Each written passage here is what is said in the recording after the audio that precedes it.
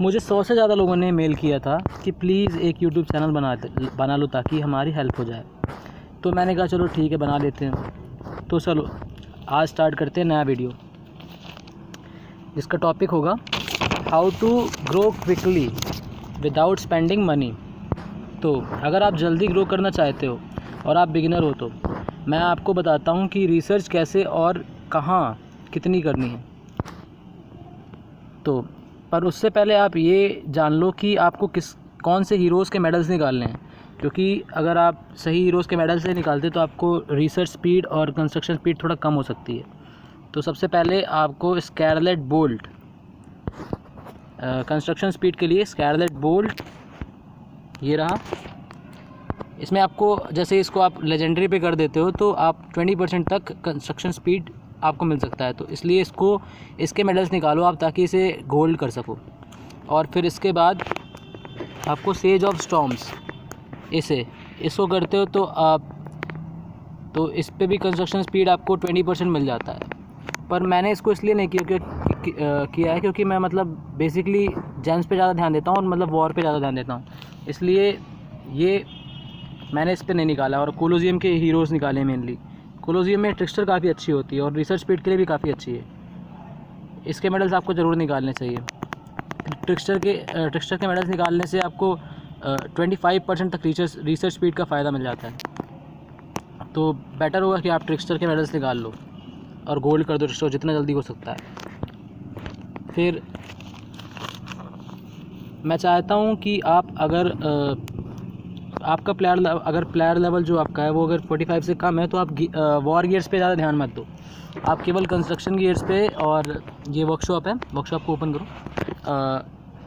ये all equipment में click करोगे आप तो देखोगे यहाँ पे कई सारे गियर्स दिखा रहे हैं। अगर आपको मतलब यहाँ पे जाना है, कोई सा भी इक्विपमेंट सेलेक्ट कर लो। उसके बाद यहाँ पे ये जो रिसर्च स्पीड लिखा है उस पर ये जो फ़िल्टर इस पर क्लिक करोगे। मैंने ऑलरेडी अप्लाई कर रखा है रिसर्च स्पीड का, मैं वो बोल रहा था। यहाँ से आप रिसर्च स्पीड के जितने भी गियर्स हैं, जैसे इसमें रिसर्च स्पीड का गियर ये वाला है, ये वाला गियर्स आप कर सकते हो। तो ये वाला गियर आप अपने लेवल पे मैक्स कर लो।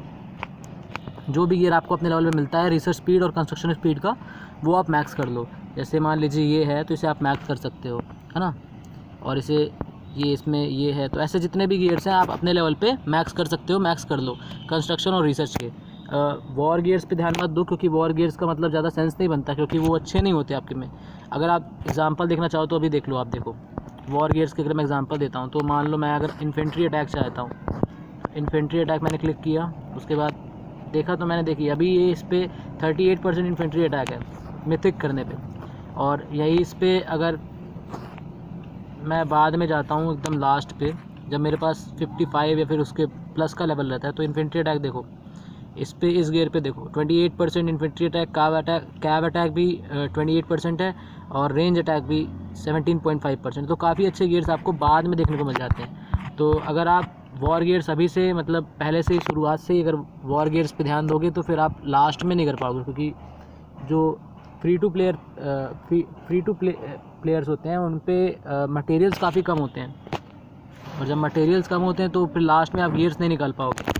तो इसलिए आप शुरू में मतलब वॉर गियर्स पे ज़्यादा ध्यान मत दो और कोशिश करो सिर्फ गैदरिंग करने की, अटैक ना करने की कोशिश करो, तो ज़्यादा बेटर रहेगा आपके लिए।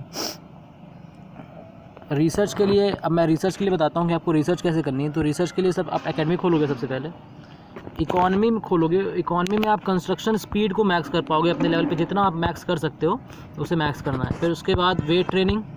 ये वेट ट्रेनिंग का मतलब ये होता है कि आप कम ट्रूथ भेजोगे फिर भी वो ज़्यादा रिसोर्स गैदर करके लाएंगे।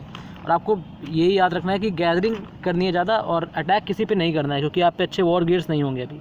जब आप 50 मिलियन या उससे ऊपर हो जाते हो, तो जब मतलब 50 मिलियन से ज़्यादा मतलब वो नहीं है, आपकी प्लेयर लेवल जब 60 हो जाता है तो आपको अच्छे गियर्स मिलने लगते हैं। तब आप गियर्स अगर वॉर गियर्स बनाओगे तो काफ़ी बेटर रहता है। इसलिए मैं बोल रहा हूँ कि वेट ट्रेनिंग और रिसोर्स गैदरिंग कर लो, ताकि गैदरिंग पे आपको काफ़ी हेल्प मिल जाएगी इससे। और इसके बाद आप सीधे मॉन्स्टर हंट पे रिसर्च करोगे, क्योंकि मॉन्स्टर हंट पे रिसर्च करते हो अगर आप, तो मैंने तो लगभग सारे अपने लेवल पे मैक्स कर रखा है। आप भी मतलब इस पे मॉन्स्टर हंट पे जितना ज़्यादा मतलब जितना रिसर्च कर सकते हो करो। अपने लेवल पे से मैक्स करना है मॉन्स्टर हंट को, क्योंकि अगर आप अच्छे गिल्ड पे जाओगे वहाँ पे आपको अच्छे रिवॉर्ड्स मिलेंगे, और वो अच्छे गिल्ड आपको तभी लेंगे अपने गिल्ड के अंदर तब जब आप मॉन्स्टर हंट में अच्छे हो। तो इसलिए सेकंड नंबर पे आपको इकॉनमी के बाद मॉन्स्टर हंट को रिसर्च करना है। उसके बाद फिर वॉर के लिए जब आप मॉन्स्टर हंट की रिसर्च काफ़ी हद तक कंप्लीट कर लेते हो तो फिर आप मिलिट्री पे आ सकते हो। मिलिट्री में वॉर के लिए काफ़ी अच्छा है। तो मतलब आप T4 के लिए सिर्फ आप जब आप मॉन्स्टर हंट कर लो तो T4 के लिए रश करो, और T4 एक बार खुल गया ना तो फिर आप काफ़ी स्ट्रॉन्ग हो जाते हो अपने किंगडम पे, क्योंकि T4 मतलब बेस्ट है एक तरह से। उससे मतलब काफ़ी अच्छा सपोर्ट मिल जाता है आपको, और काफ़ी अच्छा रहता है T4। तो T4 में काफ़ी टाइम भी लगेगा, इसलिए इसके बाद की रिसर्च कोई काम की नहीं है। ज़्यादातर तो है काम की, पर आपको बहुत टाइम लगेगा T4 रिसर्च करने पे। करीब जो ये मेरा मेन अकाउंट था मैंने उसमें रिसर्च की थी, T4 कंप्लीट है मेरा। तो उसमें मैंने ये जो आर्मी डिफेंस हो गया, आर्मी ऑफेंस हो गया, आर्मी हेल्थ हो गया, इनको लेवल 9 या लेवल 10 पे जब हम करते हैं तो वो लगभग 1 साल लेता है पूरा रिसर्च करने पे। तो स्पीड अप्स अगर आपको चाहिए तो आपको अच्छा गिल्ड चाहिए, इसलिए मैं बोल रहा था कि पहले मॉन्स्टर हंट आप कर लो, वो बेटर रहता है ज़्यादा। फिर यही है कि कंस्ट्रक्शन में क्या करें। कंस्ट्रक्शन लोग पूछते हैं कि कौन कौन सी बिल्डिंग और कितनी बना ले, तो मैं तो यही कहूँगा कि आप वही अपनी जैसे मैंने तो यहाँ पे काफ़ी मैनोर बनाया, मुझे ट्रेनिंग करनी थी, तो मैं तो कहूँगा कि आप करीब एक बैरक्स बना लीजिए, और